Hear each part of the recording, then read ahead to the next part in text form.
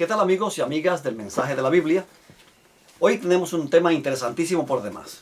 Un lector de nuestros artículos en Facebook nos pidió que explicáramos Romanos capítulo 8 y versículo 2 y que estableciéramos una diferencia entre la ley del Espíritu de vida en Cristo Jesús y la ley del pecado y de la muerte. ¿Cuál es la diferencia? ¿Por qué esa diferencia? Vamos a leer los versículos 1 y 2 de Romanos capítulo 8. Dice en Romanos capítulo 8, versículos 1 y 2 lo siguiente: Ahora pues, ninguna condenación hay para los que están en Cristo Jesús, porque la ley del Espíritu de vida en Cristo Jesús te libertó de la ley del pecado y de la muerte. Paremos acá. Dice aquí que para los que estamos en Cristo no hay ninguna condenación. Y el versículo 2 da la respuesta. ¿Por qué no hay ninguna condenación para los que están en Cristo Jesús? Sencillo. Cuando en Romanos capítulo 2 y versículo 13, el apóstol dice que para ser justificados hay que tener obediencia perfecta. Déjame leerlo, porque es que mucha gente, yo digo esto y no lo creen. Y la Biblia lo dice claramente en Romanos capítulo 2 y versículo 13, que para nosotros poder ser justificados necesitamos una obediencia perfecta de la ley. Escuche bien, no llegue a conclusiones sin escuchar el tema completo. ¿Ok? Romanos 2:13. Porque no son los oidores de la ley los justos ante Dios, sino los hacedores de la ley serán declarados justos o serán justificados. Así que muchos leen esto, el judío lee esto y dice, ¿se da cuenta? Nosotros tenemos razón. Por nuestra obediencia de la ley, nosotros somos justificados. Pero en Romanos capítulo 8 y versículo 7 dice algo que es contrario a eso. Y no es que la Biblia se contradiga. Vamos a ver qué es lo que pasa aquí. Romanos capítulo 8 y versículo 7. Porque la manera de pensar de la carne es enemistad contra Dios, pues no se sujeta a la ley de Dios, porque tampoco puede. O sea, la intención de nuestra carne, de nuestra naturaleza, es contraria a Dios por una razón. Porque no se sujeta a la ley de Dios. Tampoco puede, dice el apóstol Pablo. O sea que en Romanos 2:13 dice que somos justificados si obedecemos perfectamente, si somos hacedores de la ley. Pero entonces, en Romanos 8:7 dice, eso es imposible. Por las obras de la ley, dice el apóstol Pablo en otro versículo, ninguna carne se justificará delante de mí, porque por medio de la ley es el conocimiento del pecado. Así que entonces, aquí estamos ante una encrucijada, porque también el apóstol Pablo dice, no hay justo ni aun uno. No hay quien haga lo bueno, ni siquiera uno. Así que vamos a plantear esta idea del apóstol. El primero dice en Romanos 2:13, si quieres ser justificado, necesitas ser un hacedor de la ley. Entonces el judío puede decir, pues eso es lo que yo hago. Pero entonces, en el libro de Romanos 8:7 dice que nuestra naturaleza pecaminosa es incapaz de sujetarse a la ley de Dios porque no puede. Cuando Adán y Eva pecaron, perdieron la imagen de Dios, perdieron la comunión directa con Dios, perdieron la gloria de Dios y entonces perdieron la capacidad de obedecer perfectamente como lo hacían antes de la caída. Así que el ser humano en sí no tiene nada que pueda resolver el problema del pecado. Por eso en Jeremías 2:22 dice, aunque te laves con lejía y amontones aún sobre tu cabeza, la mancha de tu pecado permanecerá sobre ti. No hay nada que el hombre pueda hacer por sus propias fuerzas o por sus propios méritos que le capacite para obedecer la ley de Dios y eliminar el problema del pecado. Y entonces aquí es que entra el Evangelio. Aquí es que entra Jesús. En Romanos capítulo 5, versículo 1, dice lo siguiente. Escuche bien, por favor. Romanos 5:1. Es importantísimo por demás. Por tanto, habiendo sido declarados justos por la fe, o sea, justificados por la fe, tenemos paz para con Dios por medio de nuestro Señor Jesucristo. Escuche bien. Entonces, ¿qué hizo Jesucristo? Pues Romanos 5, 18 y 19 dice que por la desobediencia de Adán, tú y yo fuimos constituidos pecadores. Quedamos bajo la ley, bajo maldición, bajo condenación, bajo pecado y bajo el juicio de Dios. Condenados para siempre, encerrados bajo la ley, sin poder escapar de ella, porque nuestra naturaleza pecaminosa nos impide darle a la ley la justicia y la obediencia que ella requiere para que nosotros podamos ser justificados delante de Dios. Así que hizo Dios, envió a Jesucristo. Y dice que la justificación es por la fe, no por las obras. Nadie puede justificarse por las obras porque en el ser humano no hay nada No hay nada en su naturaleza pecaminosa capaz de rendir a la ley la obediencia que él necesita para que Dios le pueda justificar. ¿Ok? Ahora, en Romanos capítulo 5 y versículo 5 dice lo siguiente. Esto es importantísimo por demás. De buscarlo por aquí. Esta letra de la Biblia textual, cuarta edición, es muy pequeñita. Dice, y la esperanza no defrauda, porque el amor de Dios ha sido derramado en nuestros corazones por el Espíritu Santo que nos fue dado. O sea, cuando usted y yo creímos al Evangelio, nos fue dado el Espíritu Santo. El Espíritu Santo fue derramado en nuestros corazones. En 1 Corintios 3:16 dice que somos templos del Espíritu Santo y que el Espíritu Santo habita en nosotros. ¿En quiénes? En los que habíamos sido justificados por la fe en Cristo Jesús. O sea, no podíamos dar la obediencia que Dios requería para justificarnos. Pero cuando aceptamos a Cristo como Salvador personal, Dios nos imputa esa obediencia perfecta que Cristo vivió a nosotros y esta nuestra como si nosotros la hubiésemos vivido. Yo me encuentro personas que me dicen, Rafael, Cristo abolió la ley. Eso es desconocer el Evangelio. Eso es desconocer el plan de salvación. Eso es desconocer el mensaje de la Biblia. En Mateo 5:17 dice, no penséis que he venido para abrogar la ley de los profetas. No he venido para abrogar, sino para cumplir. Y he venido a cumplir una ley que nosotros no podíamos cumplir. Y Dios ha dado una obediencia perfecta que nosotros no podíamos dar. De modo que Dios nos pudiese otorgar esa obediencia perfecta cuando nos justificase por la fe al aceptar a Cristo como Salvador personal. En otras palabras, cuando tú aceptas a Cristo como Salvador, Dios te justifica por la fe. ¿Y qué significa justificar por la fe? La palabra justificar es un término legal. Es un término de las cortes. Dios te declara justo. Dios te absuelve por la fe a base de la obediencia perfecta de Cristo, a base de los méritos de la obediencia perfecta de Cristo, a quien tú aceptaste como tu sustituto.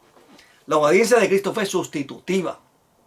Es la obediencia que tú no podías dar para ser justificado. Y Dios te lo otorga por la fe gratuitamente.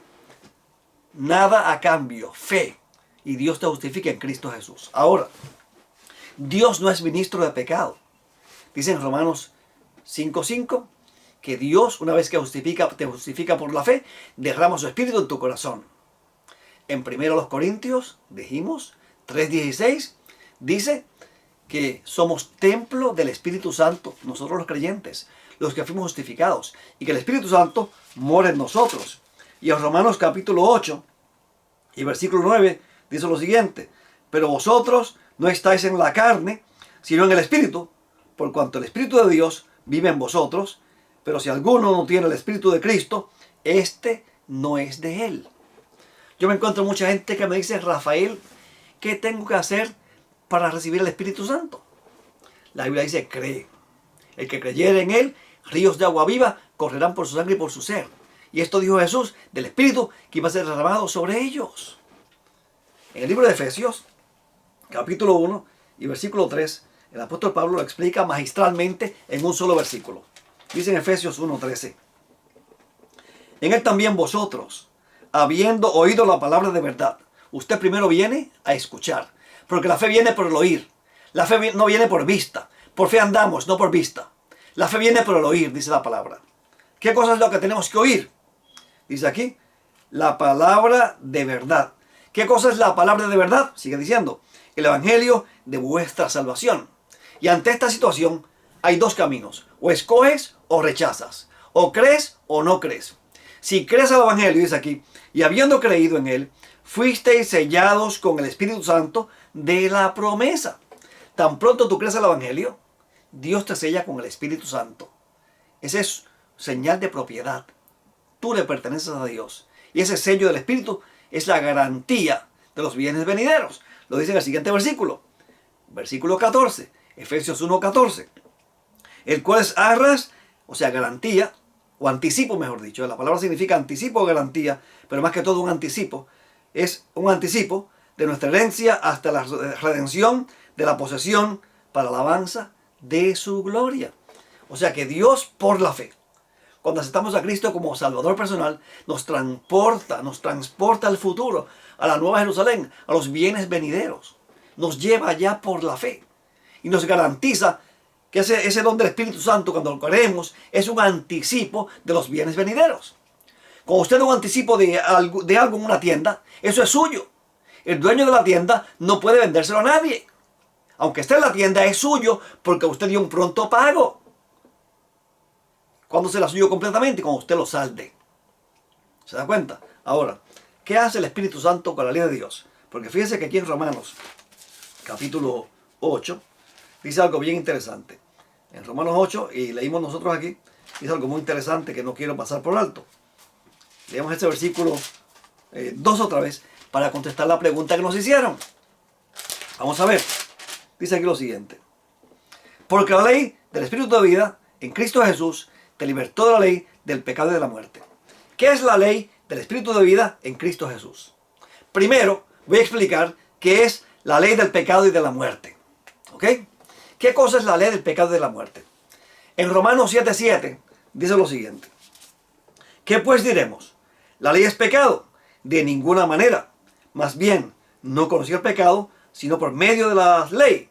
Y ciertamente no habría conocido la codicia, si la ley no dijera, no codiciarás. ¿Ok? Los judíos no entendían este asunto en el Antiguo Testamento, los israelitas, mejor dicho. La ley tiene un objetivo, mostrarnos el pecado. Dios nos lleva al monte Sinaí, por una razón. Dice en Gálatas capítulo 3 que Dios nos encerró a todos bajo la ley, bajo pecado, bajo condenación, bajo muerte, bajo transgresión. ¿Dónde Dios hizo eso? En el monte Sinaí. Todos quedamos bajo la ley, todos, bajo condenación, sin tener con qué cumplirla. Entonces, allá en el Sinaí nos estrellamos contra la ley. Y nos damos cuenta que nada que podamos hacer por nuestras fuerzas nos garantiza que podamos salir del monte Sinaí sin otra cosa que no sea la muerte y la condenación. Pero de la cima del monte Sinaí se ve el otro monte, el monte Calvario. La ley es nuestro ayo para llevarnos a Cristo. La ley te revela el pecado. Y una vez que tú ves tu maldita condición, una condición que te lleva a muerte y a condenación, tú estás desamparado, tú estás perdido. Entonces tú dices, o acepto lo que Dios me ofrece, o no lo acepto. Si lo aceptas, el próximo paso después del Sinaí es el Calvario. Y allí Dios te justifica a base de los méritos de Cristo Jesús. Pero ¿qué ocurrió? En los tiempos del Antiguo Testamento y tanto como en los tiempos de Jesús, los judíos, los israelitas, hicieron algo sumamente raro. En 2 Corintios capítulo 3, el apóstol Pablo dice que ellos convirtieron la administración de la ley en un ministerio de muerte y de condenación. Vamos a comenzar a leer del versículo 2 en adelante. Dice aquí, nuestra carta sois vosotros, escrita en nuestros corazones, conocida y leída por todos los hombres. Siendo conocido, dice el versículo 3, que sois una carta de Cristo, habiendo sido provista por nosotros, escrita no con tinta, sino con el Espíritu del Dios vivo, no en tablas de piedra, sino en tablas que son corazones de carne, sino en tablas de carne del corazón. Así que lo que estaba escrito en las tablas de piedra, bajo el nuevo pacto, el Espíritu Santo lo escribe en las tablas de piedra del corazón. En el libro de Hebreos, capítulo 10, versículos 13 y 14 dice que el Espíritu Santo, bajo el nuevo pacto, escribe la ley de Dios en nuestras mentes. En Hebreos capítulo 8, versículos 10 al 12 dice que bajo el nuevo pacto, el Espíritu Santo escribe la ley de Dios en nuestros corazones. O sea, el Espíritu Santo no deshace la ley. El antiguo pacto no fue abolido por Dios. Dice en Jeremías 31-32 que ellos invalidaron el pacto, los judíos. ¿Por qué? Porque ellos prometieron en el libro de Éxodo, capítulo 19, versículo 8, cuando Dios hizo pacto con ellos, ellos prometieron obedecer. Y dijeron, todo lo que Jehová, todo lo que Yahweh diga, eso haremos. Y en Jeremías 11 dice que no lo hicieron. Se fueron tras los dictados de su malvado corazón. Se volvieron idólatras y no cumplieron el pacto que Dios les mandó que cumpliesen. Así que ellos invalidaron el pacto. No fue Dios, fueron ellos. ¿Y qué hace Dios? Dice, entonces tengo que renovar este pacto. Tengo que hacer un pacto nuevo con la casa de Israel y con la casa de Judá. Así que entonces encontramos a Cristo haciendo un nuevo pacto con 12 discípulos judíos en el aposento alto. 12 discípulos judíos que representan el reino de Dios en la tierra. que representan la iglesia de Cristo, que representan la verdadera simiente de Abraham. Dice en Romanos 8:29 que si vosotros sois de Cristo, ciertamente la simiente de Abraham sois, y conforme a la promesa, los herederos.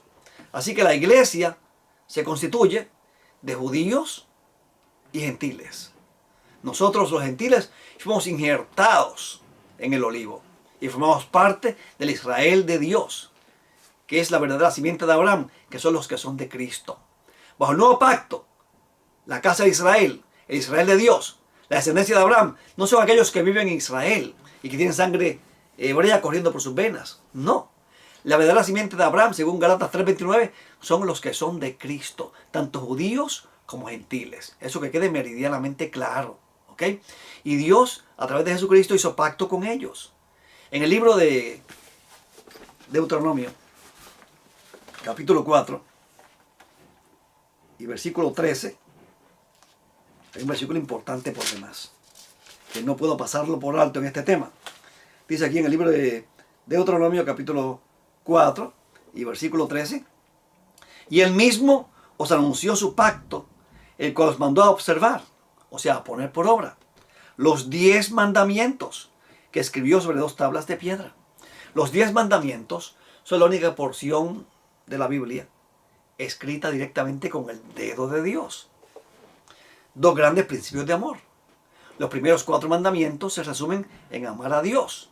Los últimos 6 mandamientos del decálogo en amar al prójimo. Dios es amor y su ley es una ley de amor. Jesús la resumió en 2 grandes principios de amor. Pablo hizo lo mismo. Santiago hizo lo mismo en el Nuevo Testamento. Así que no me diga a mí que Dios quitó los 10 mandamientos. Dios utiliza el pacto, que son los 10 mandamientos, para negociar con el hombre. Dios dice, si obedeces, me sirves. Eres mío. Eres mi pueblo. Eres mi especial tesoro. Aquí está la ley. Y el pueblo dijo, todo lo que Dios diga haremos. Éxodo 19:8. Pero no lo hicieron. Así que ellos invalidaron el pacto con su desobediencia. Jeremías 31:32. Cristo hace un nuevo pacto. Y bajo el nuevo pacto, el Espíritu Santo se encarga de la ley y ministra la ley, no nosotros. En el Antiguo Testamento, en los tiempos de Jesús, los judíos ministraban la ley. Bajo el nuevo pacto, el Espíritu Santo ministra la ley. Y ahí es que vamos ahora a 2 Corintios, capítulo 3. Que esto es importantísimo por demás. Vamos a ver. 2 Corintios, capítulo 3. Ya hay un versículo, el 3, que dice que lo que estaba escrito en las tablas de piedra, ahora está escrito en las tablas de carne del corazón. ¿Quién lo escribió allí? Hebreos, capítulo 8, versículos 10 al 12. Dice que fue el Espíritu Santo quien pasó a morar en nosotros. Y en Hebreos 10, 15 y 16 dice que Él escribe en nuestras mentes. ¿Ok? Dice aquí, versículo, vamos a ver aquí varios versículos interesantísimos por demás. Versículo 7. Y si el ministerio de muerte, grabado en letras, con letras en piedras, fue con gloria, tanto que los hijos de Israel no pudieron fijar los ojos en el rostro de Moisés, a causa de la gloria de su rostro, la cual está siendo extinguida, la cual había de perecer. ¿Ok? Así que aquí, dice en este versículo 7, algo bien interesante. El ministerio de muerte grabado con letras en piedra. Esa mucha gente dice, esos son los 10 mandamientos que iban a ser abolidos. ¿Qué cosa es el ministerio? La forma en que se ministra la ley. Aquí cuando habla del ministerio de muerte es la forma en que la ley se ministraba. La forma en que los israelitas o los líderes religiosos israelitas ministraban la ley se convirtió en un ministerio de muerte. Versículo 9. Y dice lo siguiente en el 9. Vamos a ver si lo encuentro por aquí. El versículo 9. Porque si el ministerio de condenación hay gloria, mucho más abunda en gloria el ministerio de la justicia. Así que la forma en que los judíos ministraban la ley se convirtió en un ministerio de muerte y en un ministerio de condenación. ¿Por qué? Porque ellos buscaban alcanzar el cielo mediante las obras de la ley. Y mediante las obras de la ley nadie puede justificarse delante de Dios, porque por la ley es el conocimiento del pecado. Así que somos justificados solamente por fe, por sangre, por gracia, por Cristo. No hay otra forma. Ahora, cuando somos justificados por la fe, eso no significa que ahora vamos a desechar la ley. En Romanos 3:31 dice, luego por la fe invalidamos la ley En ninguna manera. Antes bien, establecemos la ley. Romanos 3:31. ¿Cuál es la actitud del varón de Dios, de la nueva criatura, ante la ley? Dice en Romanos 7:22, y lo dice el apóstol Pablo, porque según el hombre interior me deleito en la ley de Dios. Me deleito en la ley de Dios. Así que entonces el justificado se deleita en la ley de Dios. ¿Ok? Él no pisotea la ley. Él no dice a la ley no hay que guardarla. No, señor. No hay que guardarla para ser justificados. Pero en la santificación, el Espíritu Santo utiliza la ley como instrumento para guiarnos en cuanto a cómo amar a Dios y cómo amar al prójimo. Nuestro servicio es un servicio de amor. Y el primer fruto del Espíritu es amor. No amamos como nosotros queremos. Como nosotros nos venga en gana. Como me enseñó mi mamá o mi papá. El amor humano es egoísta. Amamos como Dios lo establece en su ley de amor, porque Dios es amor. Y Dios me dice, si tú quieres amarme a mí, me amas en esta forma, en estos 4 mandamientos. ¿Sabes cómo debes amar a tu prójimo? Con estos 6 mandamientos. Ni más ni menos. Y Cristo ejemplificó esa obediencia y ese amor. Por eso Él dijo, nuevos mandamientos doy, que os améis los unos a los otros, como yo os he amado. No como ustedes amaban a los demás. No como ustedes aman a los demás. Sino como yo os he amado. Porque Cristo cumplió la ley perfectamente para darnos ejemplo. Y en varios versículos de la Biblia, el apóstol Pablo y el apóstol Pedro nos dicen que hay que seguir el ejemplo de Jesús. Que sigamos sus pisadas. Muchos cristianos enseñan que Cristo dio al traste con la ley. Que ya la ley no hay que guardarla. Si Cristo hubiese venido a abolir la ley, entonces no hubiera tenido que morir en la cruz. Con un cambio de ley hubiese sido suficiente y el problema del pecado hubiese sido resuelto. Así que la cruz del Calvario es el argumento más poderoso de que la ley de Dios es eterna y es inmutable. En el libro de Apocalipsis, terminando nuestro tema en este programa, en Apocalipsis capítulo 11 hay un versículo que me llama mucho la atención, que mucha gente lee y no entiende. Apocalipsis capítulo 11 y versículo 19. Juan en visión decía, el templo de Dios en el cielo fue abierto. Y en su santuario, mejor dicho, en su templo, no sé por qué usted le dice santuario, la palabra naos significa templo en griego. Y en su templo fue visto el arca del pacto, y hubo relámpagos, y voces, y truenos, y un terremoto, y grande granizo. ¿Por qué se le llama aquí a este arca el arca del pacto? Juan miró el templo de Dios en el cielo en visión. Y allí entró al lugar santísimo en esa visión y vio el arca del pacto. ¿Por qué se le llama el arca del pacto? Porque ahí están los 10 mandamientos originales en el cielo. El asiento del trono de Dios. Fíjese que el arca del pacto representaba el trono de Dios. Y allí estaba en su asiento los 10 mandamientos, el decálogo, las tablas de piedra. Y en el santuario celestial, en el templo celestial, en el lugar santísimo del santuario celestial, dentro del arca del pacto están los 10 mandamientos. Y por eso se le llama el arca del pacto. Por eso dice en Deuteronomio 4:13 que Dios les mandó su pacto. Los 10 mandamientos. Dios les anunció su pacto. Los 10 mandamientos. Dios negocia con nosotros con los 10 mandamientos. Y nos dice, tienes que obedecer esto. Entonces, tú dices, pero yo no puedo. Por más que yo me esfuerzo, fallo. O sea, Dios te dice, por eso envía a mi hijo. Mi hijo le dio una perfecta obediencia a la ley. Y esa obediencia de Cristo es tan tuya como si tú lo hubieras vivido, si la aceptas como Salvador personal. Y una vez que la aceptas como Salvador personal, yo te justifico y te imputo la obediencia perfecta de Cristo. Y no solamente eso. Yo no soy ministro de pecado, dice Dios. Te sello con el Espíritu Santo. Te hago templo del Espíritu Santo. Y el Espíritu Santo ministra la ley en tu mente y en tu corazón. Y utiliza la ley como instrumento para ayudarte a andar en los caminos de justicia y de amor. Finalmente, en Apocalipsis capítulo 12, o mejor dicho, Apocalipsis capítulo 14, del versículo 14 al versículo 20, se habla de la siega de la tierra. Según Jesús, en Mateo, en la parábola del trigo y la cizaña, en Mateo 13:39 específicamente, Mateo 13:39, él dice que la siega de la tierra es el fin del mundo. Y aquí, en Apocalipsis 14 al 20, habla de la siega de la tierra, del fin del mundo. Antes de la siega de la tierra hay un movimiento profético. El pueblo de Dios con el mensaje de los 3 ángeles. Y este mensaje no solamente proclama el evangelio eterno, a toda nación, tribu, lengua y pueblo. El Evangelio no es acerca de María, no es acerca del Espíritu Santo, no es acerca de los profetas, es acerca de Jesús. El Evangelio es acerca de Jesús. En Romanos capítulo 1, versículos 1 al 4 dice que el Evangelio es acerca de nuestro Señor Jesucristo, declarado Hijo de Dios con poder mediante la resurrección de entre los muertos. Pero entonces, en el Apocalipsis capítulo 14 y versículo 12 dice, hablando de este pueblo, describiendo este pueblo, aquí está la paciencia de los santos, los que guardan los mandamientos de Dios y la fe de Jesús.